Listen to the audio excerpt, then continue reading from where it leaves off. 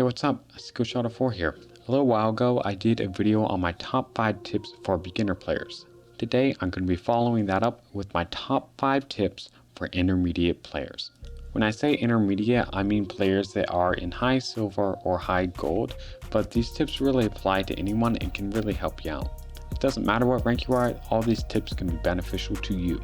And getting right into it, the first tip I have for you guys is to watch Pro League. This is a really big tip and it's going to help you improve quite a bit. It really does two things for you. The first thing is that it shows you the meta. It shows you how you're going to attack and defend on certain maps and what the normal playstyle is. Even good players may not know the meta for every single map or every single bomb site, and so watching Pro League is going to help you to learn what you should do. And second, watching Pro League is going to teach you a lot of tips and tricks that you may not know about. These can be things such as nitro throws, Valkyrie cams, air jab placements, really any little thing that's going to help you out and improve your gameplay. So just watch Pro League and try to pay attention to what's going on, how the players are playing, what they're specifically doing in certain circumstances, and it's really going to help you out in all of your gameplay and make you a much stronger player. Now the second tip I have for you guys is to have a plan and or have a leader. So let me talk about having a plan first. What I mean by having a plan is that have an idea or strat in your mind of what you're going to do. Having a plan is going to help you out quite a bit, because if you just start playing the round without having any idea of what your plan is, you're going to not be very efficient and you're just going to be going all over the place trying to make something happen. Having a plan is going to make you a lot more effective because you have a goal in mind, and if you accomplish that goal, then you're going to have a big impact on the round. So always make sure that you have a plan and goal in your mind of what you want to do. This may be opening up a hatch and playing vertical, or this may be clearing out a certain room next to bomb. It may even be trying to take out all the electronics on the map. Whatever it is, try to have that goal in your mind as you play and try to accomplish it. Now the second part of this tip is to have a leader. Now I know a lot of you guys are solo queuers and you don't have a team that you queue up with, or you only have 1 or 2 guys that you somewhat regularly play with, and so this doesn't necessarily apply to you. But for those of you out there that have like a 4 or a 5 stack, this is very important. What you want to do is pick a player that has a lot of knowledge in the game and is good at coming up with the strategies for attacking and defending, and try to have them be your leader. By having someone direct you and your team is going to be substantially more effective and efficient. If you don't have a leader, all the players on your team are most likely going to be discussing or arguing even about what to do. However, if you have a leader, they can direct you to what you need to do and make everything work in unison. Their plans might not always work, or they may not always give good directions, but if you stick with it and give them experience in that role, I believe you're going to see that you're performing on average much better than before. So I would say electing a leader for your team is going to allow your team to go much farther, and it's going to really help you out. Alright, now my third tip for you guys is to develop and practice your strats. So this kind of goes along with the previous tip I mentioned, which is having a plan.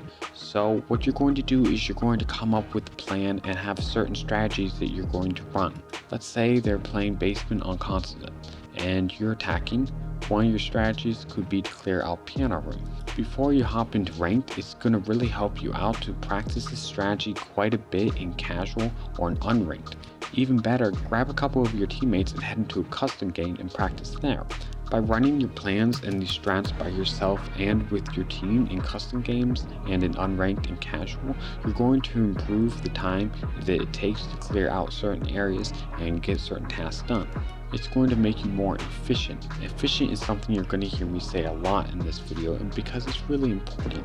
You may know your stuff and know how to play the game, but that's completely different from being efficient at it. If you can clear a room in 5 seconds, it's going to be a lot better than clearing a room in 10 seconds. And by going into custom games and casuals and unranked and practicing your strategies, you're going to be able to do things a lot quicker. And the more you do it, the more natural it's going to be. So running through your strats outside of ranked in whatever game mode you may choose is really going to help you and your team out. Alright, so my next tip for you guys, tip number 4, is going to be something I like to call target training. Now, target training is something I've talked about before on my channel, and what it is it's targeting your specific weaknesses and trying to improve. Let's say, for an example, that you're really bad at playing vertical. Well, how you're going to improve at this is to force yourself to play vertical. By continually playing vertical and trying to learn how to play vertical correctly, you're going to master it in no time at all.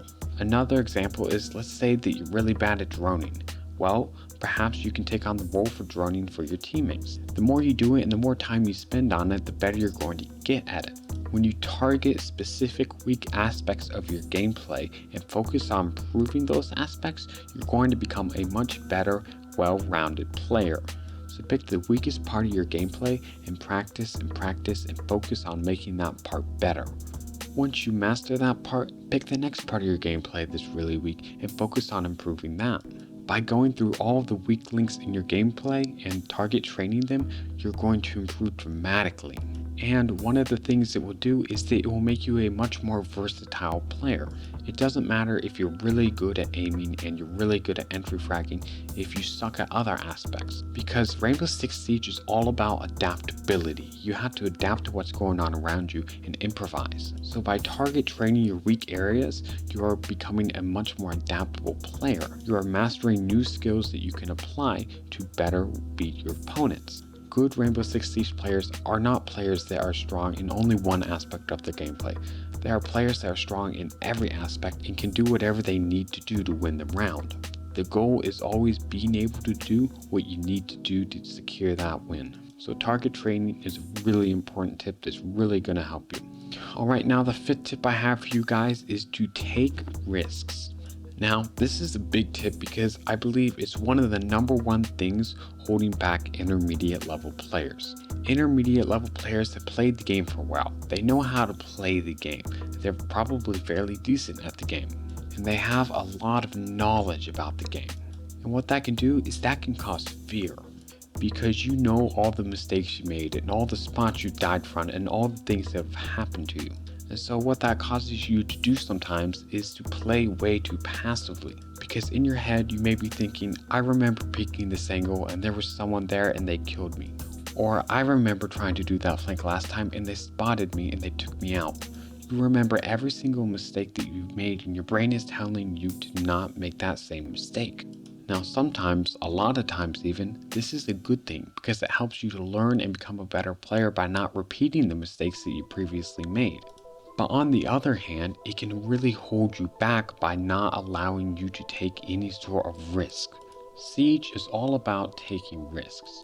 It's an old cliche, but no risk equals no reward. And in order to make that game-saving flank, that big play that's going to save your entire team, you're going to have to take risks. Now, I don't mean to do something that's really risky and stupid. That's not what I'm trying to say. Be smart in the risks that you take. Analyze what the reward could be and whether or not it's worth it. How important is this risk to your team? Is it more important to stay safe and bide your time? Or is it more important to try to go for that risk and make the big play? You should be making calculated risks, not heat at the moment risks. If you know it's a bad idea, then don't do it. But you should never be so scared of your opponents and playing so passively that you never take a risk that could really benefit your team. And that's why taking risks is my #5 tip. Alright, now that's pretty much it for the video. I really hope you liked the video and that it helped you out. Now I want everyone to go leave a comment down below and give your tips for any players. It doesn't matter if they're beginners, intermediate players, or advanced players. I'm genuinely interested in what your tips are and what you think players should be trying to improve. Once again, I really hope you liked my video. If you did like it and would like to see more content like this, please subscribe. It would really mean a lot to me. I'm trying to grow right now and I would really appreciate it. That's pretty much all I have to say, so I will see you next time.